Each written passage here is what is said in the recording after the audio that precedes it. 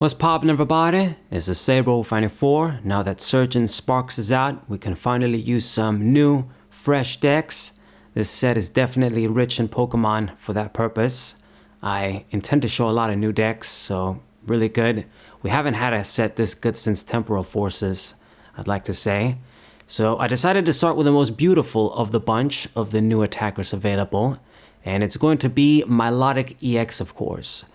Just look at this card, man. What a beauty. It's got to be one of the prettiest cards, like modern cards for me for sure. Very good artwork. I mean, Milotic is the most beautiful Pokemon in general. It's supposed to be.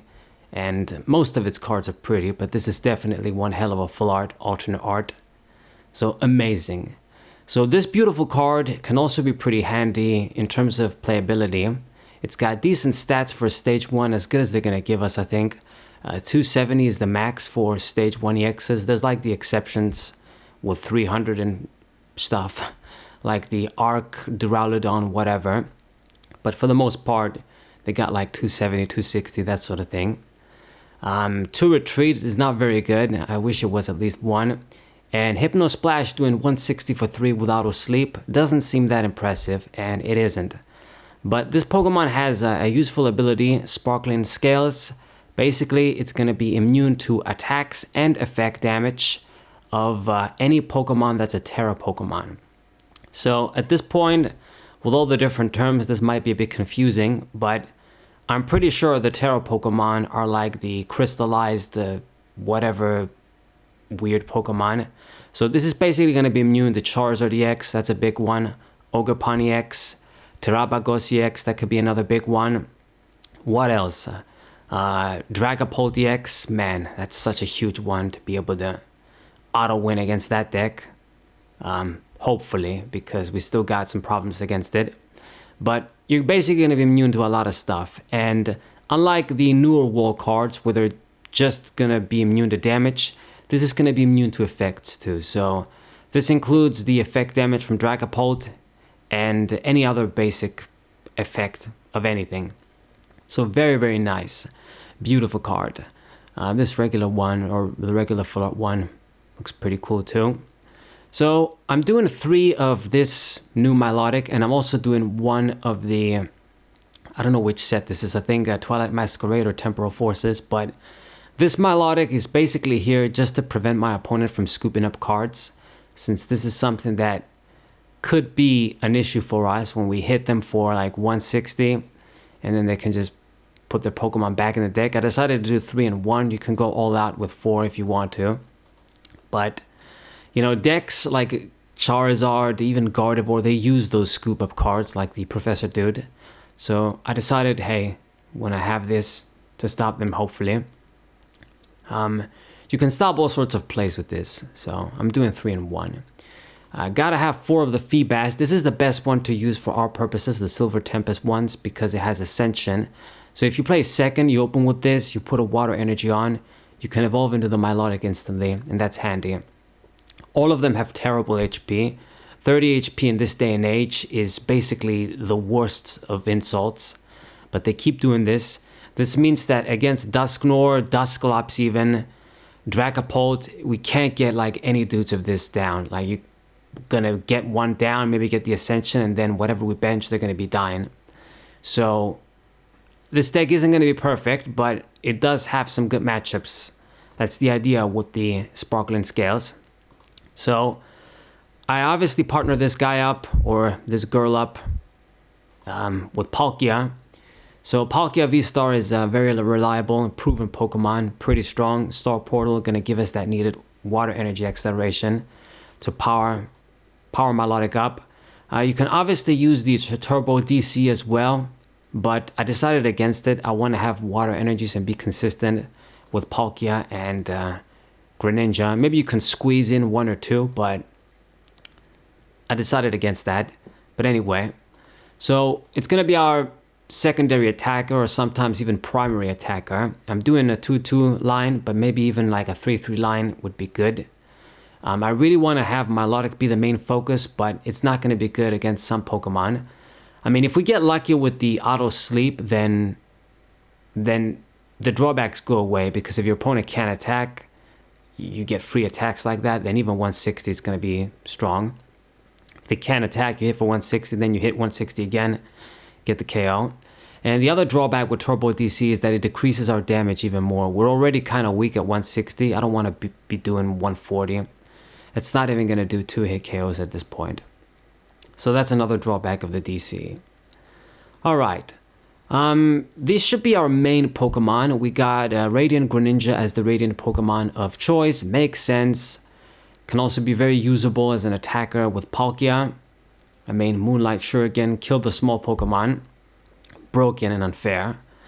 I got the 1 mana fee, bench protection, maybe something to help protect the Feebasses because opposing Greninjas might be a bitch, and just anything that can snipe is going to be a bitch with 30 HP. So I'm doing mana fee. And then the last Pokemon is going to be this Chien Pao. I think this is from I forgot. One of the more recent sets. What the hell was it called? I don't remember, but basically this guy just gives us water energy acceleration from the discard pile. You get a +2, so I think Paldean Fates or something, or that's a reprint set. Just one of the recent sets. I think this is a recent card. But it gives us water energy acceleration so that I don't fully have to rely on Palkia. You only get Palkia once, the VSTAR power. And it can be a regular attacker too, I guess, to hit Mimikyus or some wall Pokemon if they come up, immune to EXs. Wrathful Blade, 130. Discard 2. It's rare, but it might come up. You could also do Tatsugiri too, which lets you get water energies from the deck. But because it has like 60 HP or something, 60 or 70, I'm thinking it's going to be such a liability for so many Pokemon. So I decided to run this guy. Since we do run the Ultra Balls and the discard outlets that discard the water energies. The important thing is though, you can't spread them around. You got to put 2 on 1 Pokemon. And that's a bit annoying. I found out the hard way. Anyway, so these are the Pokemon. Now we're going to look at the trainers. I got some standard stuff I want to say. Max out the Nest Balls and max out the Ultra Balls to get basic Pokemon and evolution Pokemon. Ultra Ball is important because it's pretty much the only reliable way to get evolution Pokemon now. There's like the aroma thing, but you gotta flip a coin for that. We don't got incense, we don't got like a lot of stuff that you used to have. But this is a discard outlet as well. Dump those water energies. Same for the Earthen Vessel. Gather the water energies, discard the water energies, discard useless stuff we don't need. So pretty good searching cards. I got double of the Pofin too to get the Feebasses. Don't want to run too many of this because Feebas and Manaphy are the only targets really.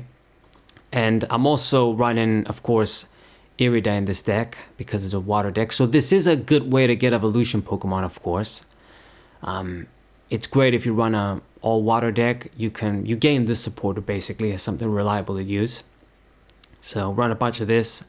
It should ensure the deck is consistent enough to search our Pokemon. Got the 1 Trekking Shoes. Don't got space for more of these because we run different cards. And 1 Pokegear to get a supporter. I decided against running Luminion and Squawkabilly and stuff. Squawkabilly I'm not the biggest fan of in general. I've only used it in Darkrai. And Luminion, even though it could be good in this deck, because it's searchable too, I don't want to have a liability like that. We run a lot of Pokemon as it is, so I decided against it. With all the searching cards and consistency cards, I think we'll be alright. What else? Ace pick of choice is going to be the Prime Catcher. Makes sense. This card works as a switching outlet and a pulling card, so it's 2 purposes in one. Saves me a little bit of space. It's like I got a second switch with this. So it really has grown on me. It's like the only ace pick I use in 90% of my decks.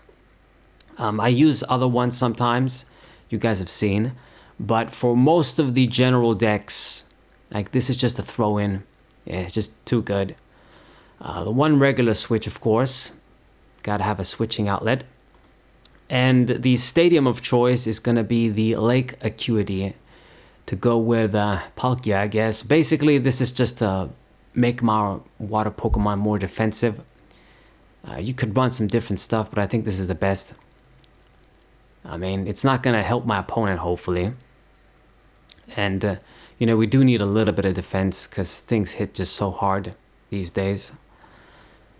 Now then, is there anything else I've missed? No. So the supporters, we touched on the Irida, 3 of her. I don't want to max her out because she just gets you a Pokemon and an item, which is good. But when I want to draw like multiple cards and just see different things, she's not going to be good in that regard.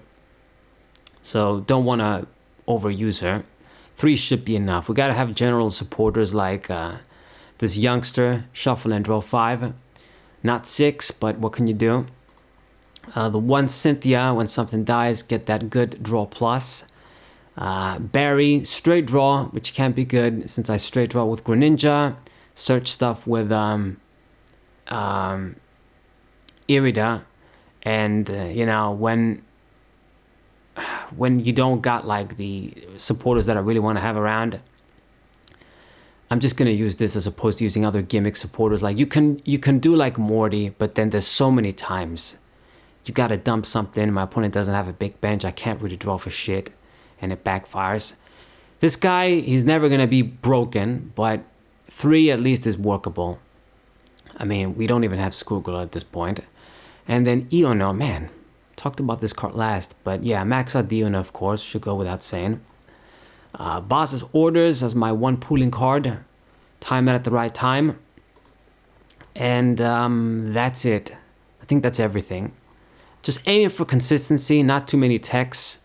I guess I forgot Miriam too.